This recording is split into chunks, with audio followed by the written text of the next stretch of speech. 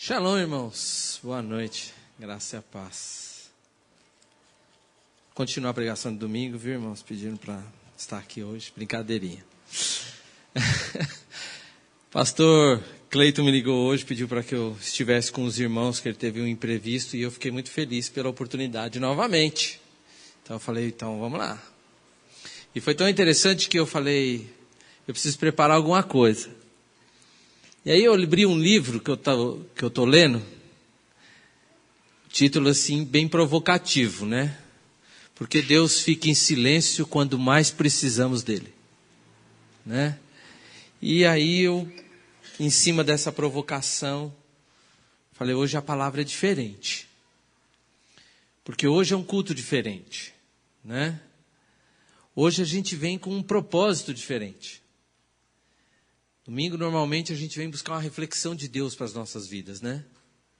Hoje a gente vem buscar algo mais. E aí eu queria perguntar para vocês assim, por que você veio hoje? Né? Eu creio que todos vocês vieram buscar uma resposta de Deus. Vocês vieram se encontrar com Ele. Vieram adorá-lo. E nesse propósito, vieram esperando que ele agisse. O pastor Romero ensina que o amor de Deus ele é manifestado através da atitude dele. Muitas vezes o que nós queremos de Deus, quando nós pedimos o seu amor, é essa atitude de amor para conosco. Por isso, eu vou desafiá-los hoje justamente nessa crença. Nessa crença de que você veio buscar hoje uma resposta de Deus.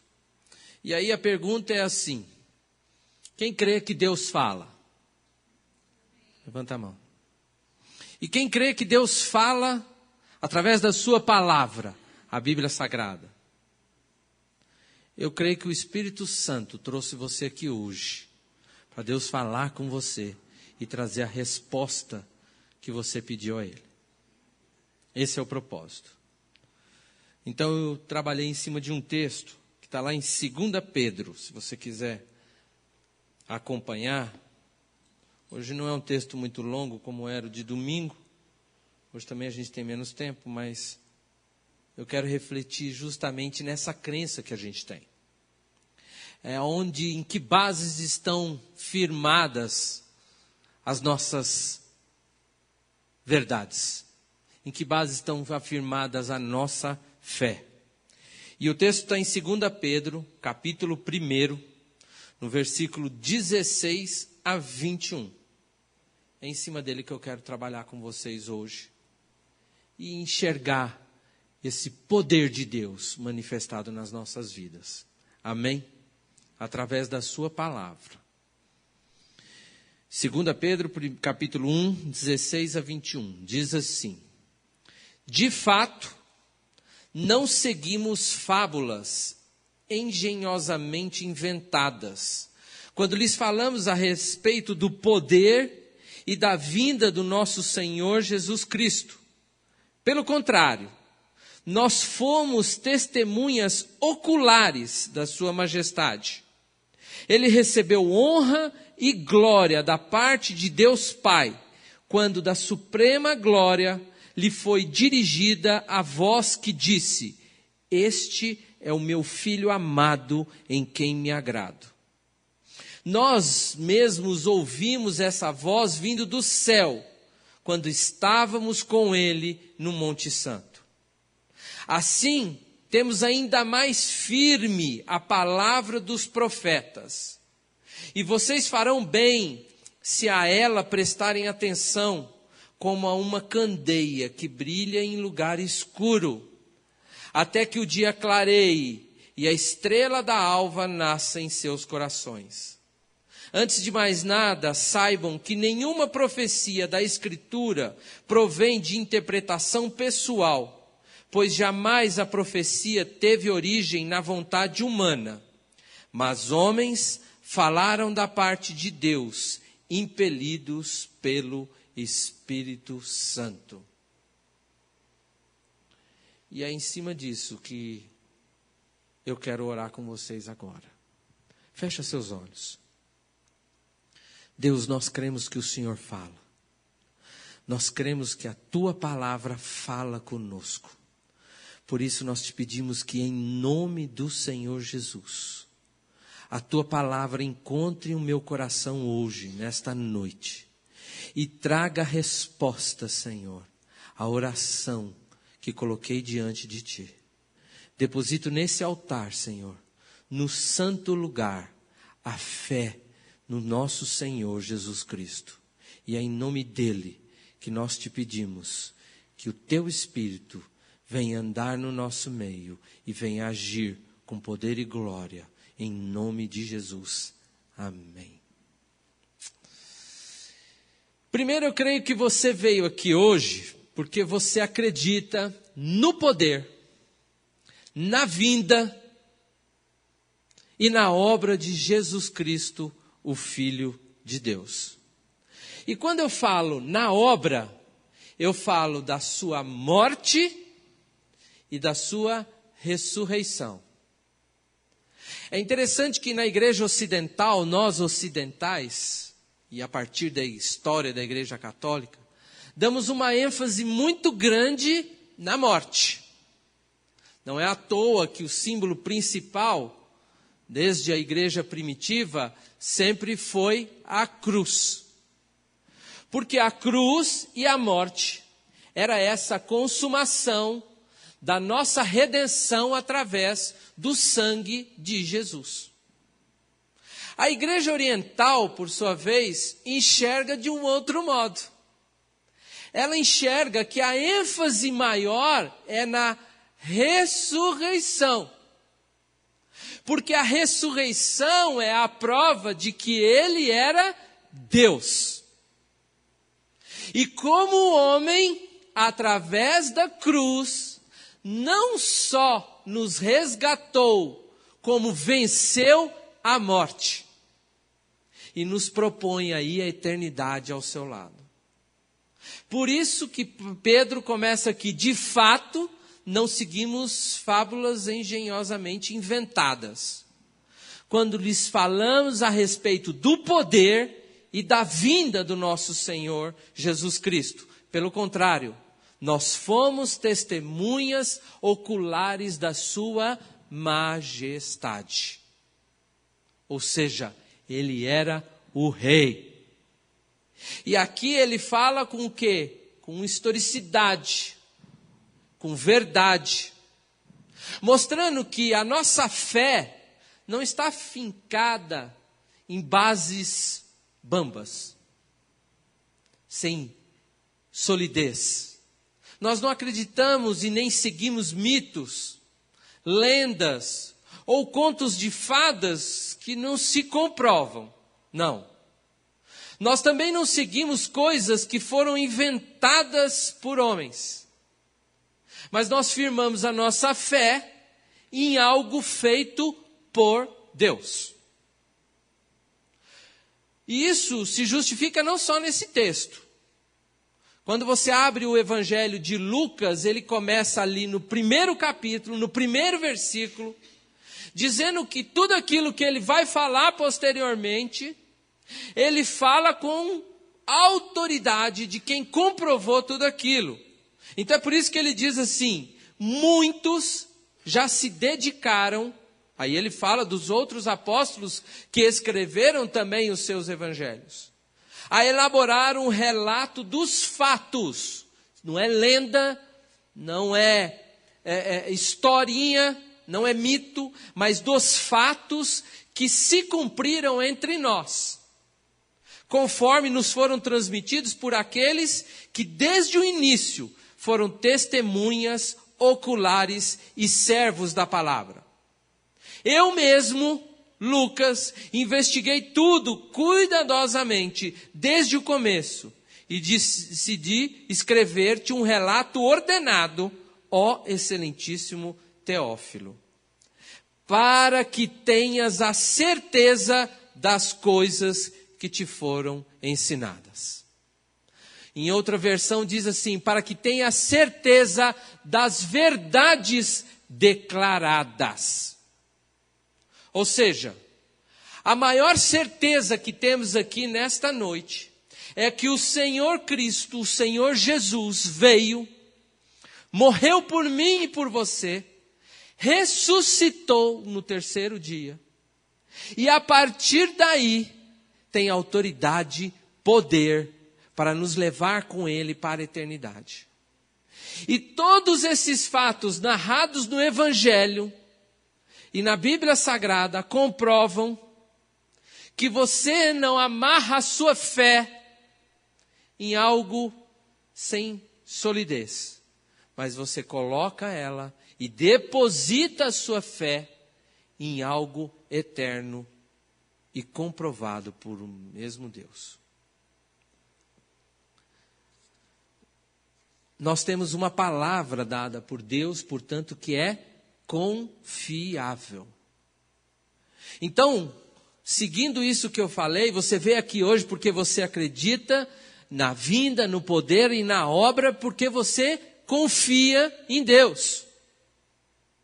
Ora, você não viria buscar uma resposta se você não tivesse certeza que ela estaria aqui. Mas você veio com essa certeza e com essa confiança. Porque você crê que Deus fala. E porque você crê que Ele fala através da sua palavra. E estas palavras que eu digo, vêm de um testemunho ocular da história. De fatos que aconteceram e não foram registradas por qualquer um, senão daqueles que estiveram com Ele. Ele diz assim, nós fomos testemunhas oculares da sua majestade.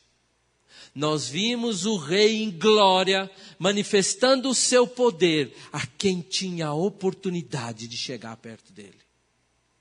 Portanto, como aconteceu naquela casa em Cafarnaum, quando alguns amigos, querendo o bem do seu amigo, seu próximo, abriram o telhado e desceram.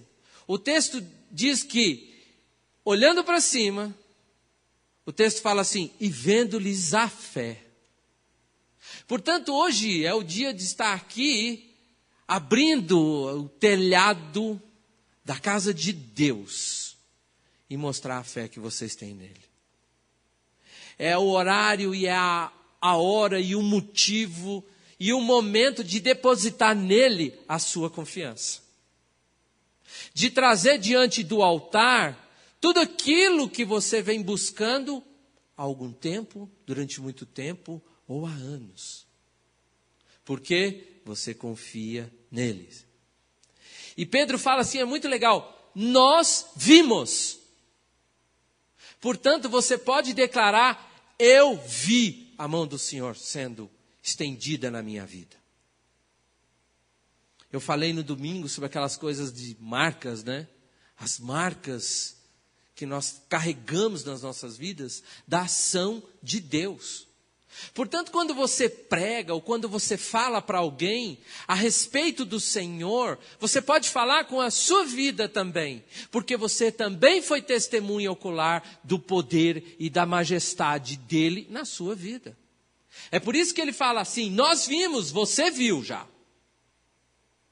E é porque você viu que você crê e você está aqui hoje. Agora, não bastasse o testemunho de Pedro, de Lucas, tem ainda o de João, que diz assim na sua primeira carta, 1 João 1, capítulo 1, versículo 1. O que era desde o princípio? Quem? Jesus. O que ouvimos, o que vimos com os nossos olhos, o que contemplamos e as nossas mãos apalparam, isto proclamamos a respeito da palavra da vida. A vida se manifestou, nós a vimos e dela testemunhamos e proclamamos a vocês a vida eterna que estava com o Pai e nos foi manifestada.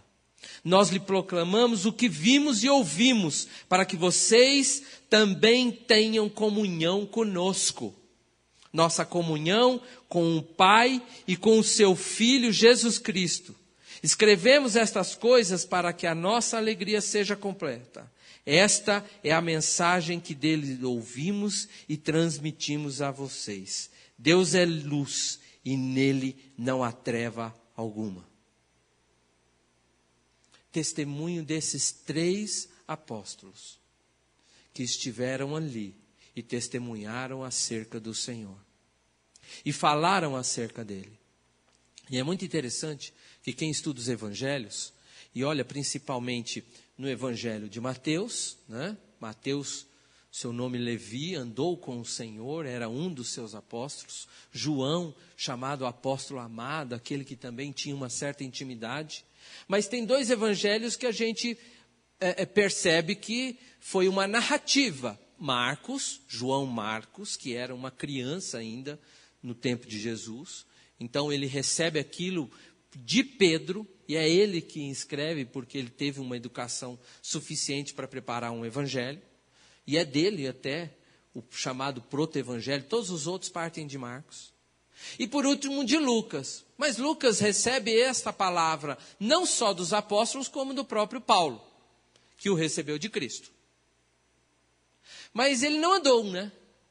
Por isso que ele vai verificar com cada um o testemunho de todos aqueles fatos. Mas no Evangelho de Lucas tem uma passagem que não tem em nenhum outro lugar. Qual é essa passagem? Getsemane. Jesus está ali chorando sangue. Seu corpo está em tremenda tribulação, dor. Sua alma pesada. Mas o texto diz que o seu espírito estava em paz. E de repente, quando os apóstolos estavam todos dormindo, Jesus levanta o seu rosto e ele vê um anjo. É o único evangelho que declara isso. Espera aí, Lucas não estava ali. Como é que ele diz que Jesus viu um anjo? Como quem recebe de Deus uma palavra de esperança. Não é? Naquele momento de dor e de angústia, achando que havia sido abandonado, Deus coloca ali um anjo para dizer para ele, eu estou contigo. Agora, como é que Lucas sabia disso? Se não por inspiração do próprio Deus. É por isso que o texto fala, isso aqui não vem de homens, mas isso veio do próprio Senhor. Saibam que nenhuma profecia da Escritura provém de interpretação pessoal, pois jamais a profecia teve origem na vontade humana, mas homens falaram da parte de Deus, impelidos pelo Espírito Santo. Ou seja, isso é mais do que prova cabal de que tudo isso que nós estamos vivendo, e na nossa caminhada cristã hoje aqui, é verdadeiro, é fato. Agora, se não bastasse esses 3 testemunhos, tem ainda o de Paulo. Em 1 Coríntios, no capítulo 15, ele fala assim, irmãos, quero lembrar-lhes o evangelho que lhes preguei, o qual vocês receberam e no qual estão firmes. Por meio deste evangelho, vocês são salvos, desde que se apeguem firmemente à palavra que lhes preguei. Caso contrário, vocês têm crido em vão. Pois o que primeiramente lhes transmiti foi o que recebi, que Cristo morreu pelos nossos pecados, segundo as Escrituras foi sepultado e ressuscitou no 3º dia. E segundo as Escrituras, também apareceu a Pedro e depois aos 12. Ora, se não bastasse a Pedro e aos 12, depois disso apareceu a mais de 500 irmãos de uma só vez, a maioria dos quais ainda vivem, embora alguns já tenham adormecido. Se vocês não acreditam na minha palavra, ele está falando, se vocês não acreditam na palavra dos 12, creiam que ele apareceu a mais de 500. E todos eles o viram e testemunharam. E na época de Paulo ele fala isso aos Coríntios, porque ele fala assim, ainda tem uns 300 vivos, se vocês quiserem vão lá conferir. Segundo, você veio aqui hoje porque você acredita no poder dele. Do Senhor Jesus Cristo, que pode ser manifestado aqui e agora em seu favor. Porque o próprio texto diz que ele recebeu honra e glória da parte de Deus Pai, quando da suprema glória lhe foi dirigida a voz que disse: este é o meu filho amado em quem me agrado. Nós mesmos ouvimos a voz vinda do céu quando estávamos com ele no Monte Santo. Nós não estamos aqui falando somente da fé, da crença e da palavra. Estamos falando do poder e da glória de Deus que foi manifestada pelo Filho. Cegos foram curados, paralíticos andaram, demônios foram expulsos, uma mulher doente durante 12 anos, que num só instante foi curada. Tempestades no mar pararam perante a sua voz e a sua ordem. Muitos ressuscitaram a partir de uma ordem sua também. E nós estamos aqui porque estas coisas aconteceram e cremos que ainda podem acontecer na minha e na sua vida. Portanto, hoje é o dia de buscar isso. É o dia de buscar esse milagre. É o dia de ver manifestado o poder de Deus. Porque o que dava peso nas palavras de Jesus? Por que ele arrastava multidões? Era porque o seu poder era manifestado junto com a tua palavra. Ele não só falava, ele não só pregava, mas o seu poder era manifestado. E muitas vezes através da sua palavra. Nesse caso que eu falei da casa em que trazem aquele homem ali em Cafarnaum e colocam ele ali no meio de Jesus. O texto diz o quê? Que vendo-lhes a fé, ele vê a credulidade do homem quando ele olha para o homem. Mas quando ele olha para baixo, ele vê com misericórdia. Hoje ele está olhando com misericórdia para nós. E a gente tem que buscar essa misericórdia. E a gente vai ver o poder dele sendo manifestado.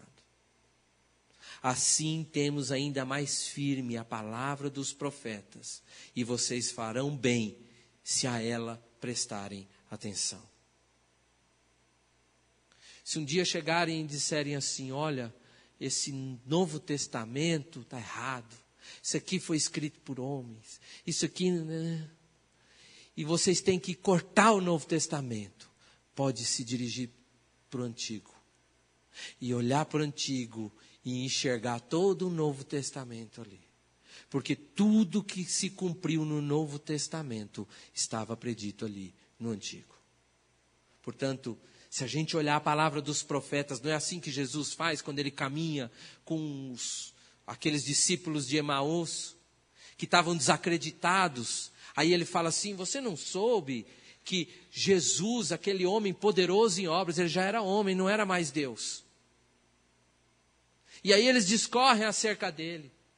E qual que é a primeira palavra que Jesus fala para eles? Honestos e tardos de coração, para crerem tudo que sobre ele havia nas Escrituras, desde os profetas. Ou seja, ele chama a atenção: poxa, será que vocês não consideraram nem aquilo que estava escrito sobre mim? Que eu cumpro mais de 6.000 profecias que estavam descritas no Antigo Testamento. Então, não foram palavras que a gente não sabe de onde saiu. Tem gente aí que acredita em Nostradamus, horóscopo. Você não sabe nem daquilo de onde saiu, mas nós acreditamos nas palavras profetizadas a respeito dele, eu e você. Quer ver uma maravilhosa? Salmo 22. Ele faz parte de uma trilogia que Deus dá para Davi. Salmo 22, Salmo 23 e Salmo 24. E Davi tem uma revelação acerca do Senhor. A gente conhece o 23. E o 23, que todo mundo conhece, fala de quem? O Senhor é meu pastor e nada me faltará. Está falando de quem? De Jesus. Só que olha só no que ele dá para Davi no Salmo 22. Meu Deus, por que me abandonaste? Vocês lembram dessa frase? Quem falou? O próprio Cristo. Por que estás tão longe de salvar-me, tão longe dos meus gritos de angústia? Meu Deus, eu clamo de dia, mas não me respondes. De noite e não recebo alívio. Tu, porém, é o santo. És rei, é o louvor de Israel. Em ti os nossos antepassados puseram a sua confiança. Confiaram e os livraste. Clamaram a ti e foram libertos. E em ti confiaram e não se decepcionaram. Você pode ter dito essa palavra aqui, antes de vir aqui. Senhor, por que está tão longe de terminar esse meu calvário aqui? Essa minha dor, esse meu sofrimento, esses meus gritos de angústia. Mas também como o salmista diz que quando ele entrou dentro da casa do Senhor, ele se apercebeu dele. E tomado pelo Espírito diz, tu, porém, é o santo, és rei, é o louvor de Israel. Esse é o Senhor. Portanto, creia que você veio hoje aqui porque muitos falaram a respeito dele. E você deve ter ouvido. Eu também creio que você veio aqui hoje porque a sua palavra traz novamente esperança. Como uma candeia que brilha em lugar escuro até que o dia clareie e a estrela da alva nasça em nossos corações.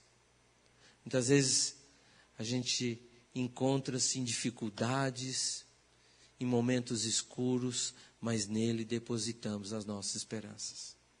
A gente precisa dele, dessa palavra dele, para enxergar a luz na escuridão.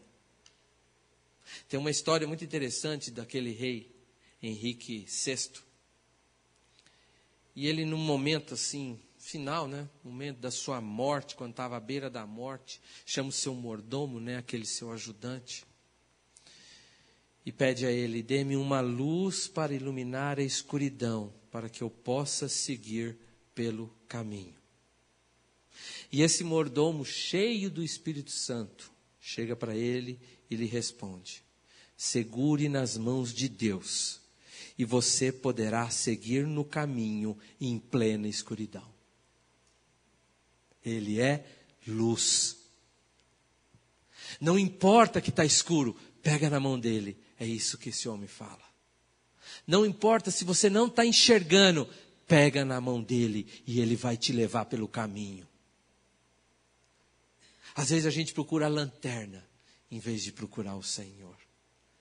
E a lanterna representa um meio humano de tentar suportar e passar pelas dificuldades. Não é? Mas é também uma prova que a gente não confia no Senhor. E era isso que estava acontecendo com esse rei. Ele queria uma luz para iluminar a escuridão e ele achar o caminho. Mas esse seu mordomo sabia, pega na mão do Senhor e você vai andar pela escuridão. Nesse salmo que a gente acabou de falar, tem a frase que eu até repeti domingo, e eu acho que é uma das mais fortes em termos de esperança. Ainda que eu ande pelo vale da sombra da morte. Você quer esperança maior que essa? Você está no fio da espada, e ainda assim, em toda a escuridão, você não vai ter medo algum.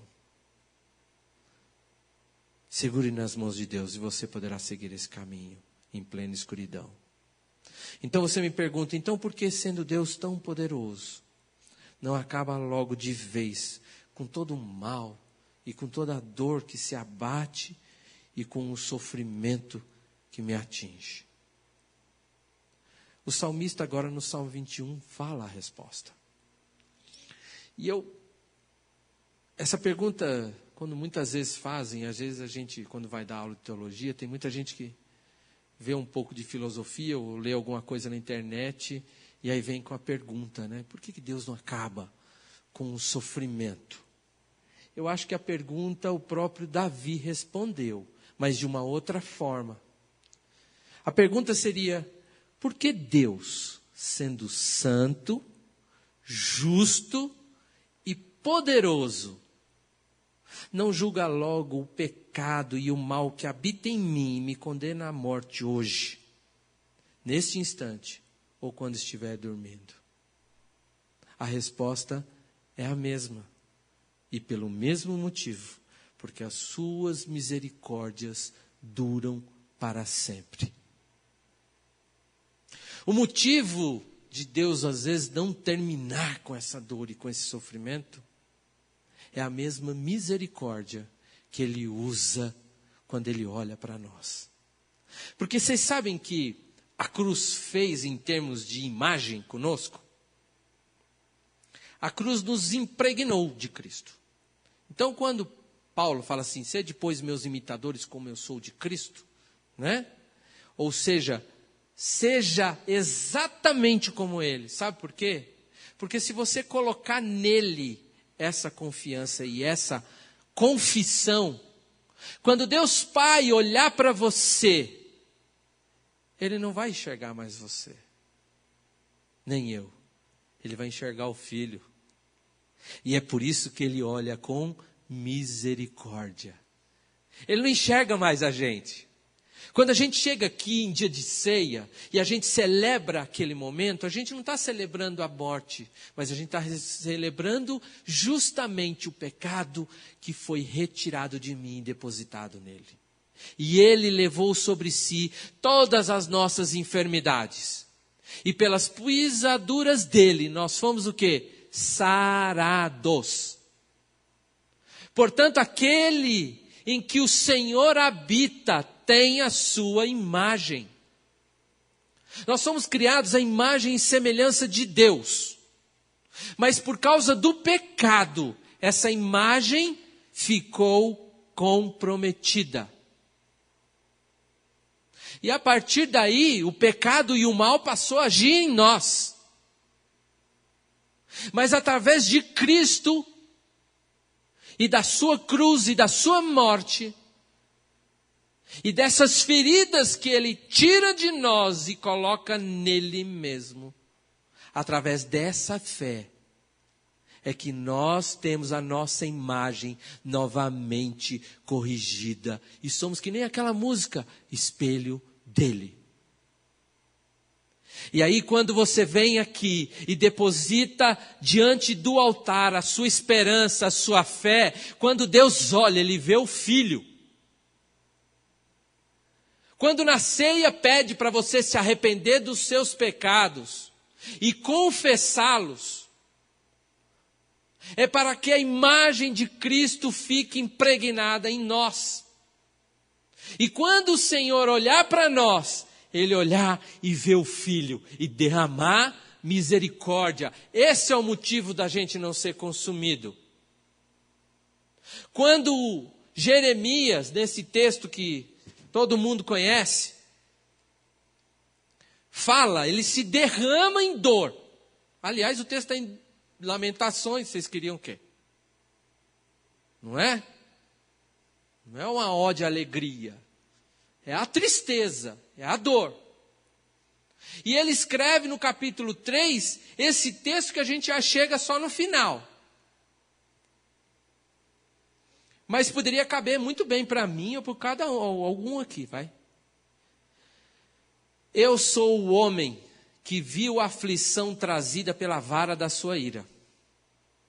Ele me impeliu e me fez andar na escuridão e não na luz. Sim, Ele voltou sua mão contra mim, vez após vez, o tempo todo. Fez o que a minha pele e a minha carne envelhecessem, fez, né? Com que minha pele e minha carne se envelhecessem, e quebrou os meus ossos. Ele me sitiou e me cercou de amargura e de pesar. Fez-me habitar na escuridão, como há muito eu não encontrava. Cercou-me de muros e não posso escapar. Atou-me a pesadas correntes. Mesmo quando chamo ou grito por socorro, ele rejeita a minha oração. Ele me impeliu o seu caminho com blocos de pedra e fez tortuosas as suas sendas. Como um urso à espreita, como um leão escondido, arrancou-me do caminho e despedaçou-me, deixando-me abandonado. O livro que eu estou lendo lá. Preparou-me o seu arco e me fez alvo de suas flechas. Atingiu o meu coração com flechas da sua aljava. Tornou-me motivo de riso de todo o meu povo. Nas suas canções eles zombam de mim o tempo todo. Faz-me comer ervas amargas. Faltou-me o fel. Quebrou os meus dentes com pedras e pisoteou-me no pó. Tirou-me a paz. Esqueci-me também do que significava prosperidade. Por isto digo, meu esplendor já se foi, bem como tudo o que eu esperava no Senhor. Ele está falando aqui de Israel, tá? Não é dele, tá, gente? Só para vocês não chorar, porque senão, né? Lembro-me da minha aflição e do meu delírio, da minha amargura e do meu pesar. Lembro-me bem disso tudo e a minha alma se desfalece dentro de mim. Todavia, lembro-me também do que pode dar-me esperança. Ou seja, diante desse cenário horrível, ele para e fala, olha, tudo isso pode sucumbir à seguinte esperança.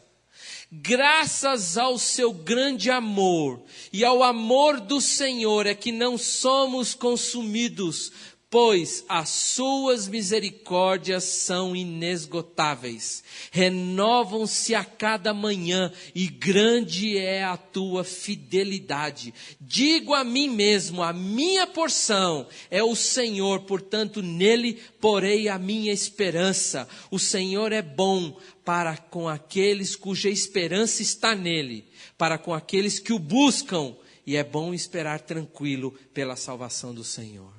Amém? Você veio aqui hoje em busca disso. E ele diz que o Senhor é bom para com você, que veio depositar aqui nele a sua esperança. O Senhor é bom para você, que veio aqui buscar nele. E o Senhor é bom para você, que espera tranquilo pela salvação do Senhor. Então, nessa noite, eu queria que você exercitasse exatamente isso. Essa confiança.